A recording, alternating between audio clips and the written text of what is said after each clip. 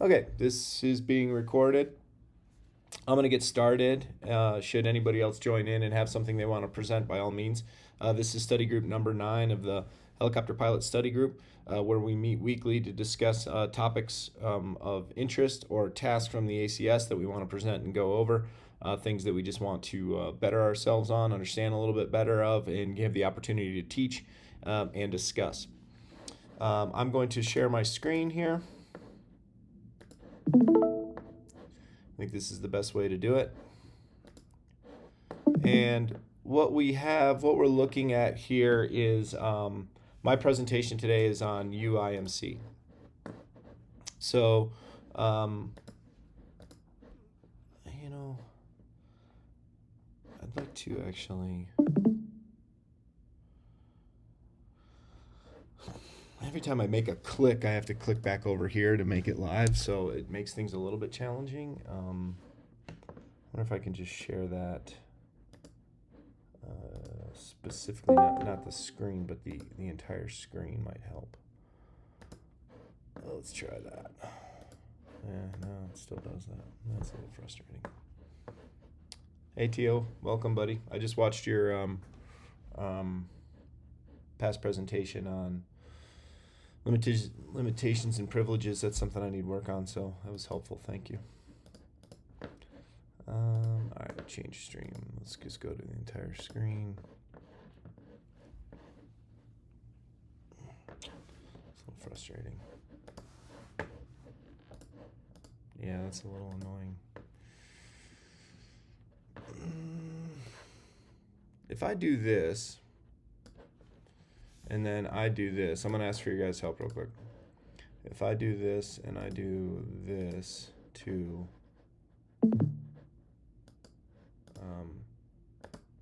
this, can you guys all see that? Yep. Can you guys see this? Can you see my mouse moving on the screen? Commercial helicopter pilot knowledge. Let me move this around. Can this be seen? Or are you guys seeing the Discord? You can't see a mouse. You cannot see a mouse? You don't see like the main presentation? You just see the Discord? I see the presentation, but I don't see the mouse moving. Okay, so if I click on this video, you see that? That plays. Yeah, that works. All right, good. All right, so I'm going to just do it this way then. So what I want to show here, this is, so I went to the Robinson Pilot Safety Course last week or 2 weeks ago, and a big discussion is obviously things that are killers or, problematic for, in helicopters, right? And what are the things that are killing us? And how do we manage the risk to understand these things and keep them from happening? One of the the biggest thing is wire strikes. But the second largest thing is flying into IMC, which is now, I think, primarily called Uimc conditions, unintended instrument meteorological conditions. And one of the things that G did was show us a bunch of videos and kind of reference these videos and how quickly spatial disorientation can set in and essentially how useless you are should that happen, and how it's hard to recover. So I found a video on YouTube. I don't know if this is going to be around for long because it's pretty tragic. However, I think I did put the link in the description. I'll put it in the chat, and I will also I also screen recorded it and saved it on my laptop. Should this not be available much longer. But what I want to do is I want to break down this video. We're going to watch it. We're going to break it down, and we're going to watch it again, and then I'm going to talk about Uimc in depth. So let's watch this video. Clearly he's in the clouds. Notice the trim strings.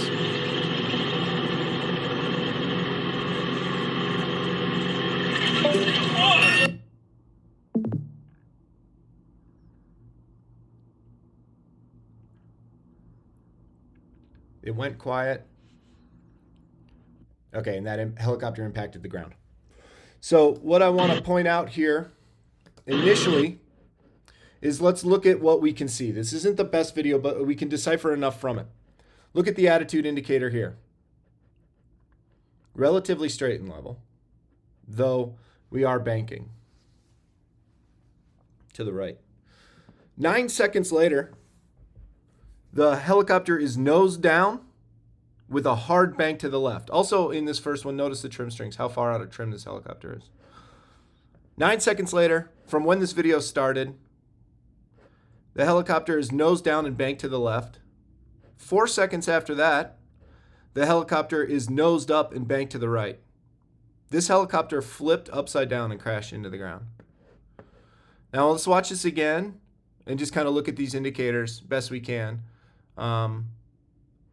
This is at 13 seconds in. This is at 9 seconds in. So let's try to get it crashed. Straight and level.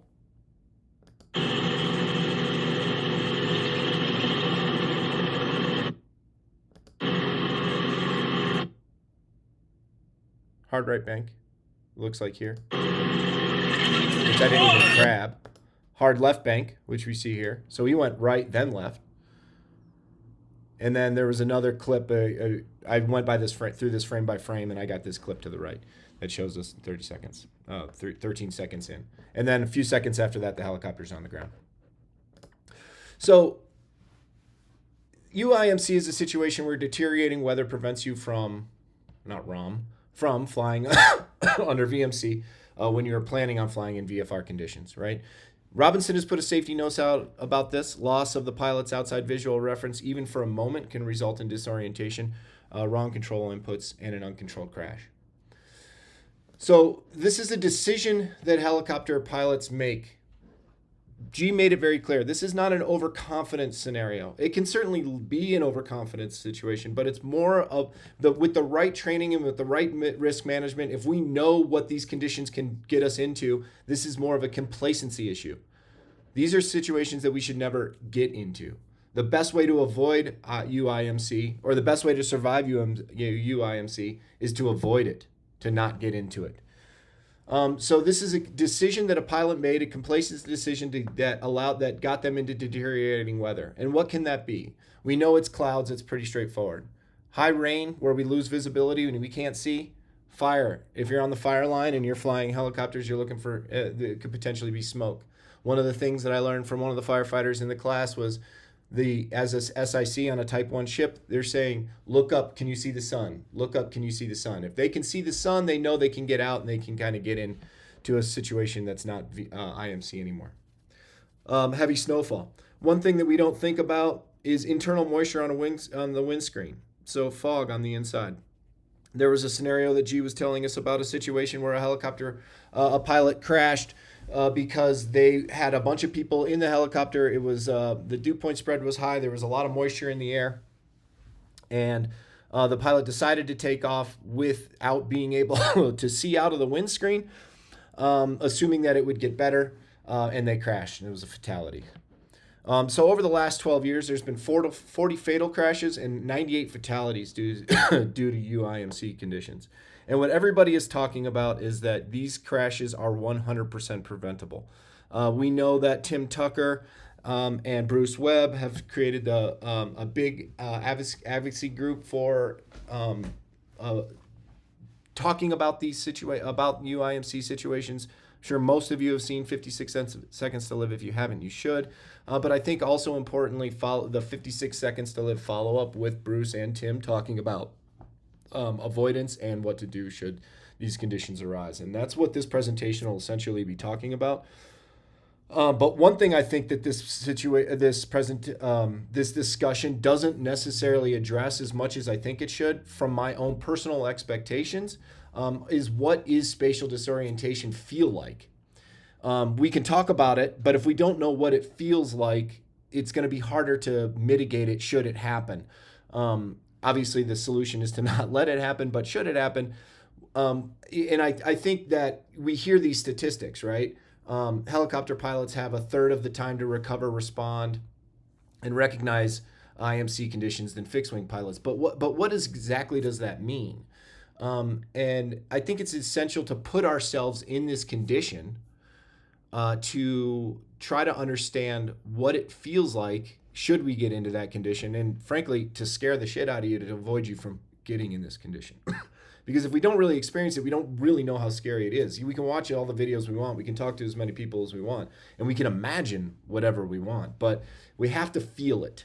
And so there's ways to do that, right? Well, before I jump into that, all of our ACSs talk about this, right? Our ACS, one of the, area of operation one, task A. What's the difference in proficiency versus currency, right? So we could potentially be training for this. We have our instrument ratings. We get into the simulators potentially. But there's a number of things we need to understand that just because we're IFR rated doesn't necessarily mean we're proficient. And so there's a big difference in that. And that's something that our DPEs in our career will, this is something that's at the forefront of our kind of on the front of our mind at all times. I may be qualified, but am I comfortable? And G made up a really good analogy or a scenario that I thought I could relate to well, because I like to fly at night, and I have been flying at night in a number of different night conditions. And he said he has 5,000 hours in night flying, but he flies over LA. So is he really proficient at night flying as opposed to being out in the middle of nowhere where you have very little visual references? That's two different completely types of night flying. So he may be current, for lack of a better word, but he's not necessarily proficient. And I can understand that. So what are some of the things we can do to increase our proficiency, right?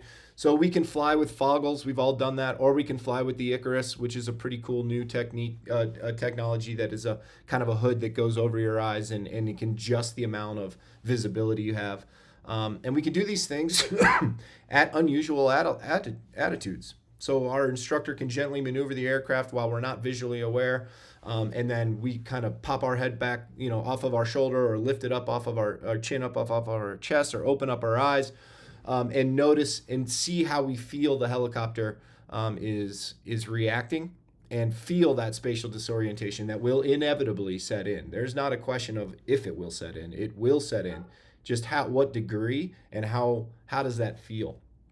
I've done a number of simulators. Well, not a number. That's not true. I was fortunate to be able to get some simulator time. This is on an A-Star in Orlando, and I flew a lot without being able to see. I asked for deteriorating IMC conditions as much as possible. I logged, 12 hours or something, 10 hours or something like that, just trying to understand and doing maneuvers, doing specific figure eights and approaches and a number of different things to try to get myself. And it certainly happened. I started to get spatial disorientation to the point where I had to close my eyes, turn around, get my eyes off the screen because I was disoriented. This is an example of me doing a hard right, banking right turn. So simulators are really helpful should they be available. If you can't, if you don't have a simulator, I would suggest at your school, I would suggest seeking it out, finding a school that has it, trying to get in it and getting some time. I did this over a period of like 3 or 4 days, which I found was more helpful than doing it all at once. It gives you some time to think about it. It gives you some time to kind of absorb what you're doing, and then come back in and try it again the next day. Another thing that everyone has been mentioning, that I've been talking to about this, and this is something that I've actually been doing too early on in my training. During lulls of my helicopter training, I'll jump in with some fixed wing friends of mine. I joined a fixed wing school here in Denver, and a Rocky Mountain Flight School. And instead, I can't necessarily always be in a helicopter. It's cost prohibitive at times. It just availability. But I've been jumping in flying fixed wing, and I intentionally go up at night. I intentionally go up wearing foggles. I try to do approaches with foggles, and I try to get disoriented. And I'm very clear about that with the instructor. Here's my goals. I don't really know how to fly an airplane, by the way. I'm not rated. I've only done maybe, 20 takeoffs and landings. It's much easier than flying a helicopter for those of you that haven't done it. It's still, of course, there's plenty to learn, and I'm getting better at it, and I'm looking forward to getting my rating. But I will try to get up there and just put myself in these conditions as much as I can while learning to fly the airplane. And every instructor that I go with is happy to do that because they get nighttime, they get cross country time, and they get to play. They get to play around in the airplane more too. So they're more in the controls, monitoring me, making sure that we're flying safely. But ideally, we would fly into actual IMC, and I've got a number of pilots. Colorado, we don't get a ton of that where conditions are available for us to fly. IMC, but should the opportunity arise, I have a number of pilot friends who will take me up. So something to think about, get that spatial disorientation, see what that feels like, and that'll help you understand the rest of what we're talking about here. I think it's important. You can see videos like this all day long, but I think it's important to feel what these people were feeling. So the best way the best way to survive UIMC is to avoid UIMC. And risk mitigation is in everything that we do, right?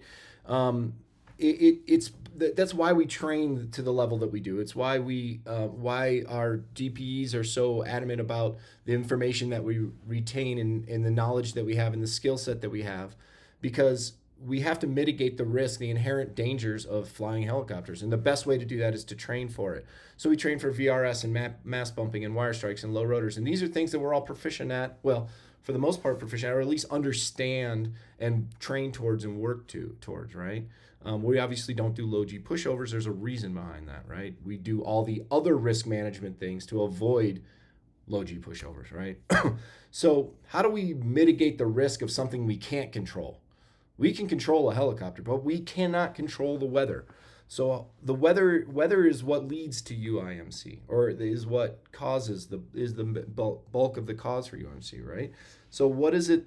How do we mitigate the weather to avoid running into these situations? And it all starts with a weather briefing. It all starts with forecasting. It starts with our diligent understanding of how to understand the weather information that we receive and how to make a decision based off the weather that we receive.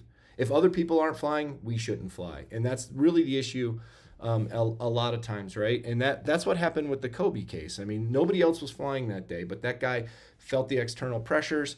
He got into UIMC conditions, rated pilot, IMC rated or IFR rated pilot, felt the external pressure and spatial disorientation, I assume. I don't know the absolute details, but UIMC conditions were the cause of that death, right? So those deaths. So if you make a decision, this is something that an instructor taught me early on, and it's something that's really stuck with me. And because I have this, I think we all do. We all have this kind of predisposition to want to go, right? We feel the pressure, we want to fly, we don't want to chicken out, for lack of a better word. There's other words I use, but we don't want to back out of this decision that we made. Hey, I got a flight time, I'm going to go. And so we might have these conditions that keep us that put us in a position that we shouldn't fly, but our arrogance or our confidence or our pressure to go kind of overtakes that. So I've made that decision before. Like, I don't even know. Should we go? Should we not go? And I think early on in your training, you don't really know well enough to know whether to go or not to go. And so we rely on our instructors a lot of the time to make those decisions. As we progress in our training, we start making those decisions ourselves. We start setting our own personal minimums. And we start setting our own personal minimums. And we should adhere to those. If you have a personal minimum, don't make a decision. Don't all of a sudden decide, hey, well, today I'm going to make an exception for that personal minimum. That leads to trouble, right? We set those minimums for a reason. Now, as we progress, our minimums may evolve. Maybe we're right on the fringe of our personal minimums. And I think at times it's important to get up there and say, hey, my personal minimum is 10 knots, gusting 15. If you're with an instructor, maybe go up and feel what 10 knots gusting 15 looks like. Is that something that you can handle? Is it something that you can potentially extend? Maybe it's gusting 17, right? But there's limits. Obviously, we need to know our pH and know what our operation limits are, right? But one thing I really liked that this instructor taught me early on was, if you decide a flight is a no-go, don't second guess it. The decision has been made and stick with it. And I like that. Live with your decision and move on. Don't sit there and monitor, second guess, question yourself, talk to other people about it. Should we go? Should we go? Should we go? Wait till the conditions clear and then go. So Tim Tucker talks about 3 main route triggers. Should we find ourselves in these conditions? One, we obviously want to mitigate it best we can. Know our weather minimums. But he says, if you are in flight Set yourself three main route triggers. These are predetermined sets of conditions that trigger a decision during the flight. What is it that we, what are these things that will force us? They're a trigger that will force us to change our decision and turn around, land the helicopter, or divert. First one, and there's a location, airspeed, and altitude. Number one, location. This is a point where the weather is forecasted to deteriorate. We know it's not necessarily going to be good beyond this point. We're going to go assuming, or we think it's going to be. Forecasts are variable, right? They're not always right. So this is a point where we've predetermined that the forecast is potentially going to get bad, right? So it's going to deteriorate. And there's a point where we decide that this is a diversion to a nearby airport, or we're going to land the helicopter. Some of these indicators can be flying in the mountains, where we know rough terrain is ahead, flying over the desert where we can have brownouts, we can have spatial disorientation due to the featureless terrain, and then especially over water. I've flown a lot over water. I haven't run into this scenario, especially in calm waters where I've had spatial disorientation, especially if there's a low ceiling or fog. But there is specifically a safety notice regarding flying over water. And if I'm sure we're all up to date on our safety notices, but safety notice 19 really talks about how hazardous flying over water it is. And this is primarily because, one, varying surface levels, but two, it's easy to be disoriented when you have a horizon and a smooth water surface. You can get into that spatial disorientation scenario. Again, things you can train for. Spatial disorientation, understanding what that feels like and when you're getting it. The second main trigger, airspeed. As conditions deteriorate and vision decreases, we have a tendency to naturally slow down. We do that in the car. When when it's raining hard, we don't speed up and charge through it harder. We have a tendency to slow down, right? Same thing in an airplane or a helicopter. When the conditions start to get to a point where we are naturally pulling back and slowing down our airspeed, that's an indicator, that's a trigger that's saying, okay, it's time to make a decision here. And we should set that trigger to VY. We don't want to go below VY. This is the bottom of the required power curve. So when we slow below, this requires more power, not less. So VY should be our trigger speed. If we've slowed to that point, it's time to abort, divert, or land. Altitude. Tim says 200 feet during the day, which I think is really low. Obviously, helicopters fly at that level all the time, and 500 AGL at night. Whatever you're setting, if you find yourself going lower beyond what your trigger altitude is to avoid weather, that's a trigger. That's something that we should decide. Okay, this is a decision. We're dropping. We're falling lower. Obviously, we know why low-level flight makes things dangerous. There's obstacles. There's things we can't see. There's terrain. Wires, poles, towers, etc. If we're decreasing our altitude to avoid weather, that's an indication. That's a trigger that it's time to divert or land. Okay. So last resort, what do you do should you find yourself in the clouds? And according to what everybody says is punching into the clouds will kill you. So try to land the helicopter. And if you're not dead, if you have gone into the clouds and you cannot control it, remind yourself that you are in control. Remain in control of the helicopter. We all know aviate, navigate, communicate. The first one is aviate. Fly the helicopter. Disregard past decisions. There's nothing we can do about them. We're in this scenario that we are now. We have to accept it, and we have to rise to the challenge and put on that survival instinct. As long as we're in control, we can control what we're about to do. This is where we are now, and it's time to own it. So we're going to die anyway. So the way I'm seeing it is if you get into these conditions, you're going to die. So what can we do to best our chances? While we still have visuals and we know that we're going to be punching into the clouds, we need to start placing the helicopter into straight and level flight. Eyes to the instruments. And this is what we're taught, right? We're taught to eyes on the instruments. Oh, I'll just trust the instruments. Well, I think it's a lot easier said than done. And that's why we train, so we're proficient as possible. But the first thing we want to do is, while we have visual reference, we want to eyes on the instruments. Recall our training. Go back to the things that we've been practicing and get ourselves into this condition where we're in that mindset of, this is what I've been training for. This is how I'm going to manage it. And we start our scan, right? Attitude, airspeed, altitude, trim. Attitude, airspeed, altitude, trim. Follow the trim.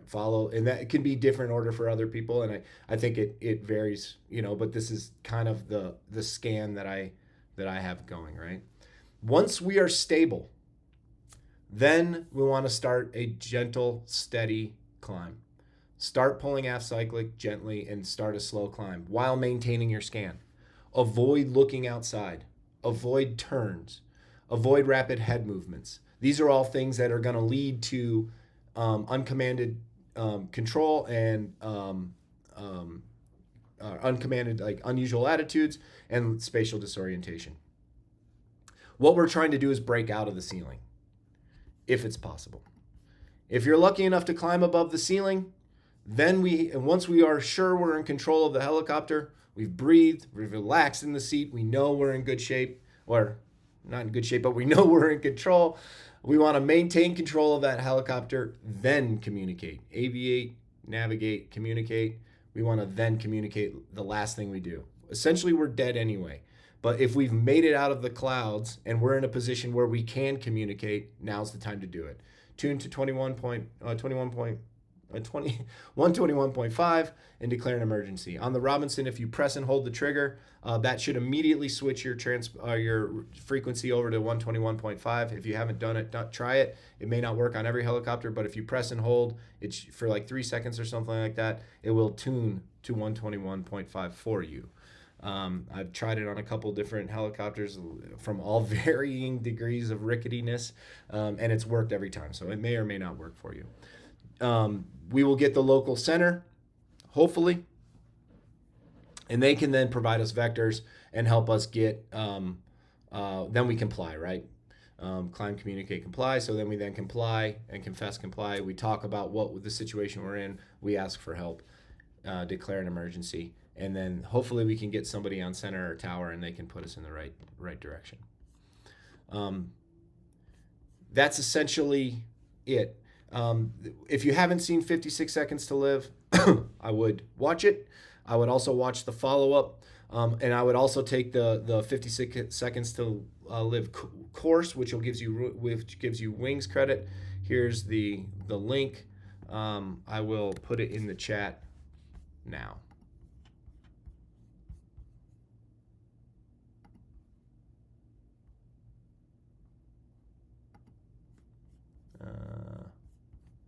I'm just going to stop sharing. Oh, there we go. All right, well, that's my presentation. I don't know if anybody has anything they want to add. Any discussion? Hopefully you guys saw that. I think it was working.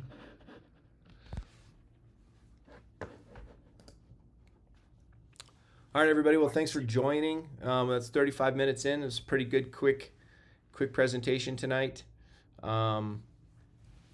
I will put the other information in the chat while we're here.